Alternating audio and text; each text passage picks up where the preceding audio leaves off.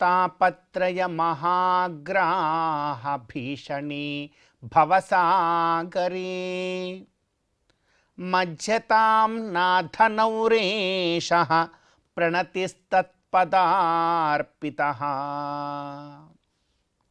అత్యంత పవిత్రమైనటువంటి ఈ మాఘమాసంలో శుభోదయ వేళలో దేవదేవుడైనటువంటి శ్రీమన్నారాయణుణ్ణి, కలియుగ ప్రత్యక్ష దైవమైనటువంటి శ్రీ వెంకటేశ్వర స్వామి వారిని పరిపరి విధాలుగా శరణాగతి చేస్తూ ఉత్తమమైన ఈ మాఘమాస శుభోదయ సమయాన్ని మనం చరితార్థం చేసుకుంటూ ఉన్నాం. ఈ మాఘమాసంలో మనందరి యొక్క ప్రధానమైనటువంటి కర్తవ్యం గోవిందుడి యొక్క ఆరాధన.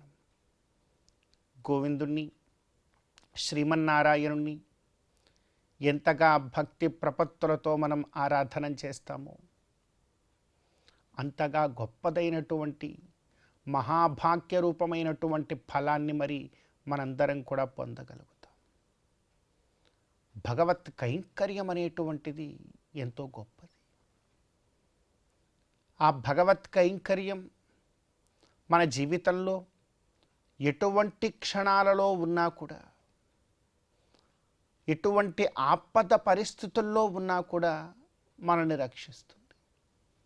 అలా రక్షిస్తుంది అనడానికి ఎన్నో ఉదాహరణలు మన యొక్క పురాణాలలో ఉన్నాయి. ఒక్క ప్రహ్లాదుడు చాలు, వేరొక ఉదాహరణ మనకు అవసరం లేదు. ఇలాంటి గొప్పదైనటువంటి పురాణేతిహాసములలో ఉండేటువంటి ఉదాహరణలు మనం ఆకలింపు చేసుకొని భగవత్ కైంకర్యంలో ఉండే ప్రయత్నం చేయాలి. ఆ ఒక్క కార్యము చేయగలిగితే చాలు. మనము నిద్రలేచిన ప్రతి ఒక్క ఉదయము కూడా మన జీవితంలో శుభోదయంగా అవుతుంది. శుభోదయం ఎప్పుడవుతుంది అంటే ఏ ఉదయము భగవత్ కైంకర్యంతో ఉంటుందో, ఏ ఉదయము భగవద్ దర్శనంతో మొదలవుతుందో, ఏ ఉదయము భగవంతుడి మీద అపారమైనటువంటి భక్తి ప్రపత్తులతో నేను కైంకర్యం చెయ్యాలనేటువంటి ఉద్దేశ్యంతో మొదలవుతుందో ఆ ఉదయము ఖచ్చితముగా కూడా శుభోదయమే సకల మానవాళికి. మరి మన ఉదయం శుభోదయం అవ్వాలా లేదా అనేటువంటి నిర్ణయం మన మీదే ఉన్నది. మన మనసు భగవత్ కైంకర్యం మీదకు వెళ్ళిందా ప్రతిదినము ప్రతి ఉదయము శుభోదయమే. మరి అటువంటి గొప్పదైన సంకల్పాన్ని మనం తీసుకుంటూ ఇలా కోరుకుందాం భగవంతుణ్ణి. తాపత్రయ మహాగ్రాహ భీషణి భవసాగరే. ఈ భవసాగరము అంటే ఈ సంసార సాగరము చాలా భయంకరమైనటువంటిది. ఈ సంసార సాగరంలో వచ్చేటువంటి అలలను తట్టుకోవడం చాలా కష్టం. మీరు ఎంత పెద్ద పడవలో వెళ్ళినా, మీరు ఏం చేస్తున్నా ఈ అలల వలన ఎటువంటిదైనా కూడా పగిలిపోవలసిందే, మునిగిపోవలసిందే.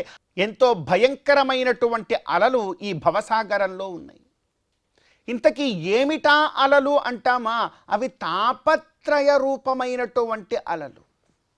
ఈ తాపత్రయ రూపమైనటువంటి అలల వలన ప్రతి ఒక్క మానవుడి యొక్క జీవితము ఈ భవసాగరంలో చిన్నాభిన్నమై మధ్యలోనే మునిగిపోతుంది. ఏ మానవుడు ఒడ్డుకి చేరుకోలేకపోతున్నాడు. ఈ అలలను తప్పించుకొని ఒడ్డుకు చేరుకోలేకపోతున్నాడు. అందుకే అంటున్నారు భగవంతుడికిలా మనం విన్నవించాలి. తాపత్రయ మహాగ్రాహ భీషణి భవసాగరే మధ్యతాం నాథనౌరేషః. ఇలా ఈ తాపత్రయ మహాగ్రాహ భీషణమైనటువంటి తాపత్రయ రూపమైనటువంటి అలలతో భయంకరంగా ఉన్నటువంటి ఈ మహాసాగరాన్ని, భవసాగరాన్ని, సంసార సాగరాన్ని దాటుకొని ఒడ్డుకు వెళ్ళాలి అంటే నీకు ఒకానొక దృఢమైనటువంటి నావ ఒకటి ఉన్నది. అది ఏమిటో తెలుసా? ఆ నావ ఈ తాపత్రయముల వలన పగిలిపోదు, ఎక్కడా మునిగిపోదు, నిన్ను ఖచ్చితముగా ఒడ్డుకు చేరుస్తుంది. ఇంతకీ ఆ దృఢమైనటువంటి నావ ఏమిటి అని అంటావా? ఇదిగో చెప్తూ ఉన్నారు. మజ్జతాం నాథ నౌహు ఏష. అలా మునిగిపోతున్న వారికి ఒకే ఒక్క నావ ఉన్నదయ్యా. నౌహు అంటే నావ. ఏమిటా నావ అంటే నాథ నౌరేష ప్రణతి త్వత్పదార్పిత. నీ పాద పద్మముల చెంత సమర్పింపబడినటువంటి ఒక్క నమస్కారం అనేటువంటి శరణాగతి చాలు. నీ పాదపద్మముల చెంత సమర్పింపబడినటువంటి ఆ శరణాగతి రూపమైనటువంటి పడవ మాత్రం ఈ తాపత్రయమైనటువంటి మహాఘోరమైనటువంటి అలలకు ఎక్కడా చిన్నాభిన్నము కాదు, ఈ జీవుణ్ణి ఒడ్డుకు చేరుస్తుంది అంటున్నారు. అందుకే కదా భగవత్ కైంకర్యము అంత గొప్పదని మనకు పెద్దలు ఉపదేశం చేస్తూ ఉన్నారు. కనుక మనం కూడా పెద్దలు మనకు చేసేటువంటి ఆ ఉపదేశాన్ని మనసారా స్వీకరిస్తూ గోవిందుడి యొక్క అనుగ్రహంతో భగవత్ కైంకర్య మార్గంలో ముందుకు సాగే ప్రయత్నం చేస్తూ ఈనాటి తిథివార నక్షత్రాలలో ఉండేటువంటి తత్వాన్ని కాస్త మన జీవితానికి అన్వయించుకునే ప్రయత్నం చేద్దాం. ఈ రోజున ఫిబ్రవరి 8వ తేదీ మాఘమాస కృష్ణపక్ష సప్తమి తిథి. ఈ రోజున సప్తమి తిథికి అధిదేవత రవి భగవానుడు, అనగా భానుడు, సూర్యభగవానుడు. ఈరోజు చూడండి, తిథి సూర్యభగవానుని సూచిస్తూ ఉన్నది.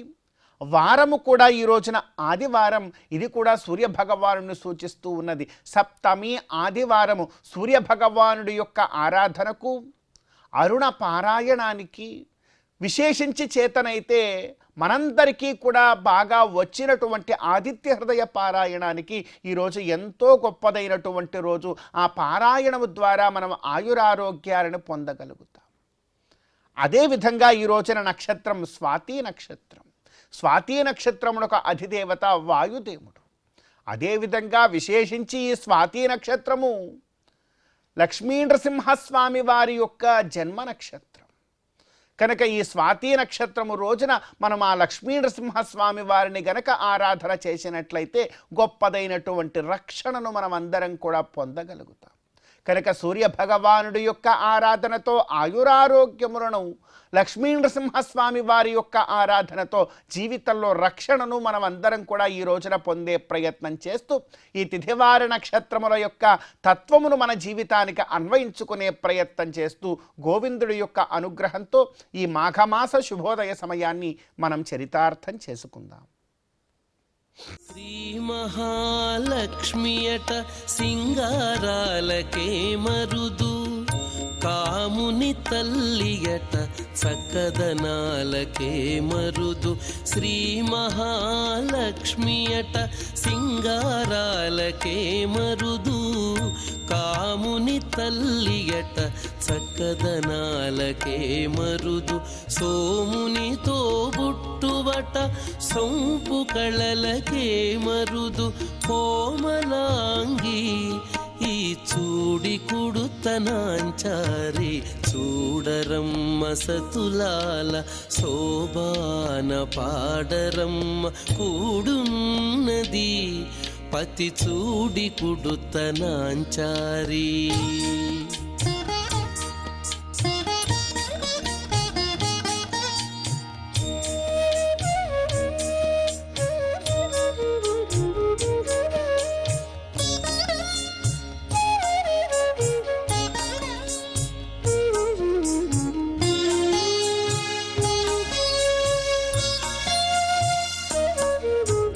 కలశాబ్ది కూతురట గంభీరాలకే మరుదు, కలపలోకమాతయట దయమరియే మరుదు. కలశాబ్ది కూతురట గంభీరాలకే మరుదు, కలపలోకమాతయట దయమరియే మరుదు.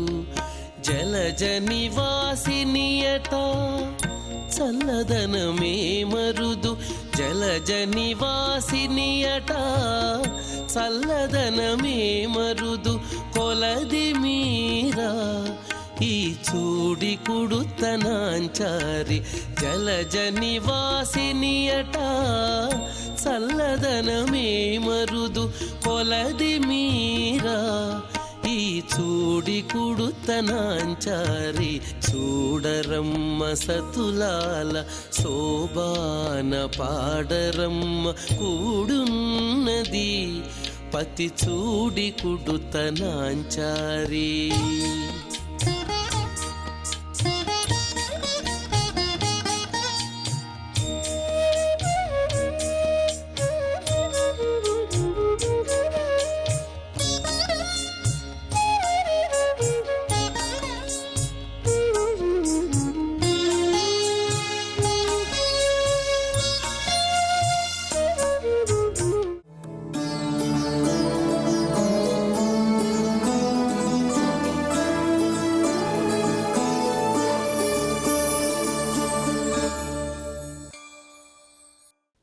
సమస్తజననీం వందే చైతన్యస్తన్యదాయినీం శ్రేయసీం శ్రీనివాసస్య కరుణామివ రూపిణీం.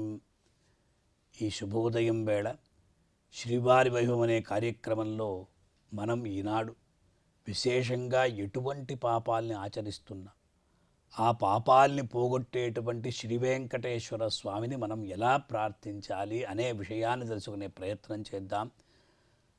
మొట్టమొదటగా అకృత్యానాంచకరణం అన్నారు. అకృత్యానాంచకరణం అన్నప్పుడు ఏ పనులైతే చెయ్యకూడదో ఆ పనుల్ని చెయ్యడం.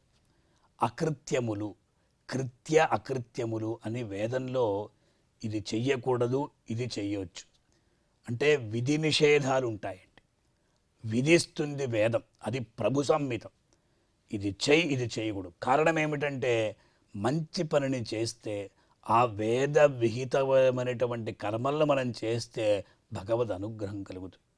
వేద నిషిద్ధ కర్మలను మనం చేస్తే భగవన్ నిగ్రహం కలుగుతుంది, అంటే కోపమే భగవంతుడికి కలుగుతుంది. అందువల్ల అకృత్యానాంచకరణం అని చెప్పినప్పుడు స్వామి ఎన్నో అపచారాలు చేస్తూ ఉంటాం. ఆ ఉపచారం అపచారం, ఉపచరతీతి ఉపచార, అపచారం అంటే ఏది చెయ్యకూడదో అది చేయడం. అలా అకృత్యాలాంచకరణం అని చెప్పినప్పుడు వేదాలు ఏం చెప్తున్నాయి? భగవంతుణ్ణి సేవించు, అదే ప్రకారంగా దేవతలంతా కూడా కీర్తించు, అలాగే అహరహ సంధ్యాముపాసీత, ఇదంతా చేయమని వేదం చెప్తుంది. కానీ మనం చేయం. ఏం చేస్తున్నాం? అకృత్యములు ఏమిటి అంటే పరనింద చేయకూడదు, పరదార పరస్త్రీని మనం చూడకూడదు, మనసా వాచా కర్మణా కూడా మనం అనుకోకూడదు అన్నమాట.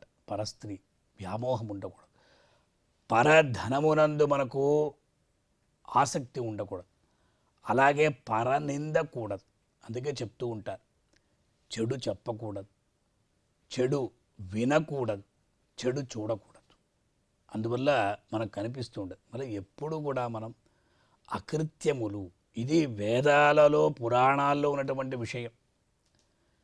అందువల్ల అకృత్యాలాంచకరణం ఇదంతా చేస్తే పాపం వస్తుంది. ఎందుకు రాదు పాపం? పరనింద ద్వారా మనకు పాపం రాదా? అలాగే పరస్త్రీ వ్యామోహం అంటే పాపం రాదా? 21 నరకాలు ఉన్నాయండి. ఒక్కొక్క డిపార్ట్మెంట్ లాగా అక్కడ 21 నరకాలు ఉన్నాయి. అంటే ఒక్కొక్క పాపానికి ఒక్కొక్క నరకం. పరస్త్రీ వ్యామోహం ఉంటే దీనికి ఒక నరకం, పరనింద చేస్తే దీనికి ఒక నరకం, అలాగే పరనిందను వింటే అది కూడా నరకం, ఇది ఒక నరకం. ఈ ప్రకారంగా స పరదారాన్ గచ్చేదన్న. అందువల్ల అంతకన్నా కూడా తల్లిదండ్రుల్ని దూషిస్తే పెద్ద నరకం ఉంటుంది. వాళ్ళు మనకు దేవ సమానులు. మాతృదేవో భవ, పితృదేవో భవ, ఆచార్యదేవో భవ, అతిథిదేవో భవ అని ఎందుకు వేదం చెప్పింది?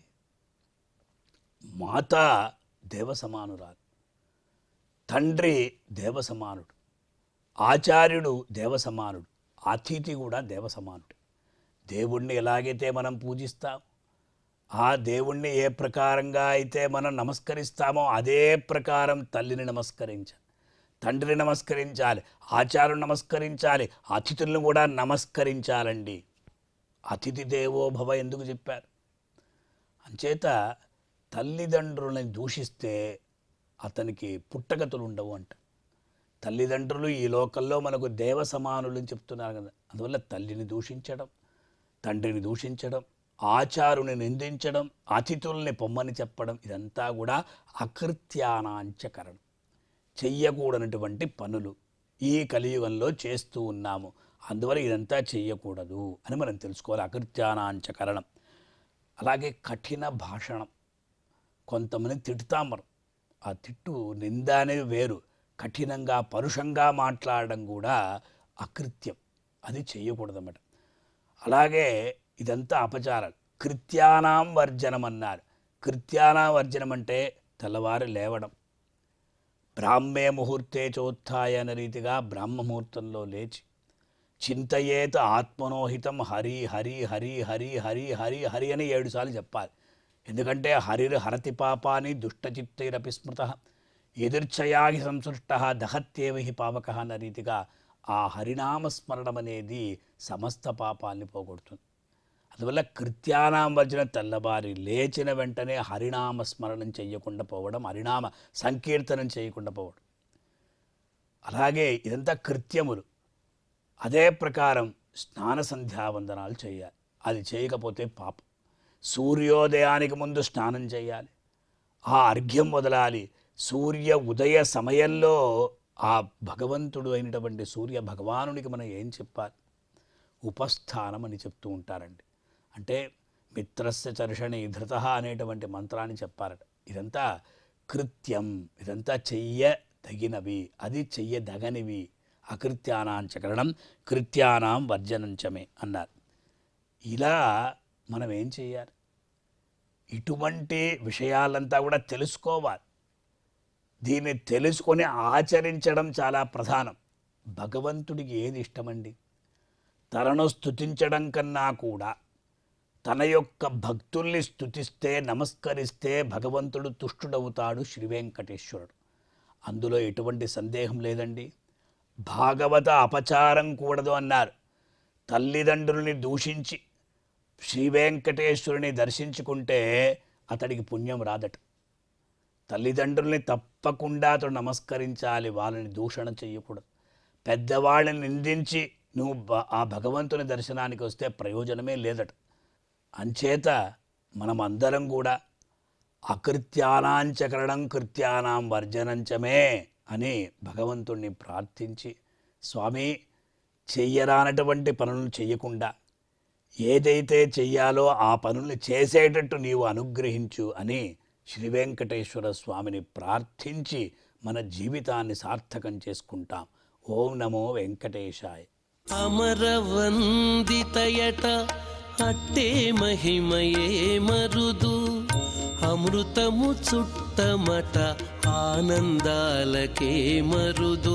అమరవందితయట అట్టే మహిమయే మరుదు, అమృతము చుట్టమట ఆనందాలకే మరుదు.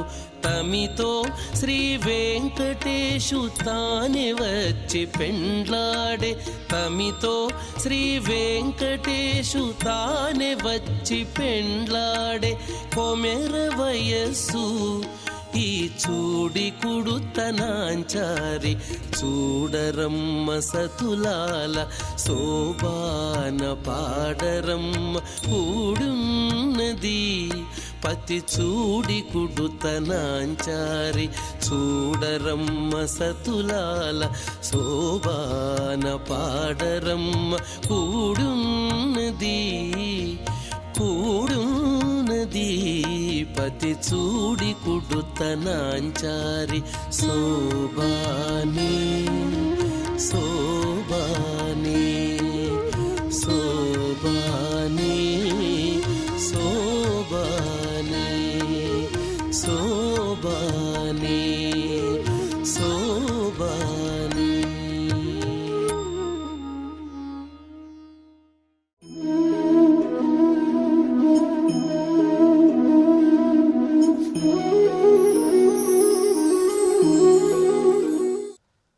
అతి ప్రాచీనమైనటువంటి భారతీయ సంస్కృతిలో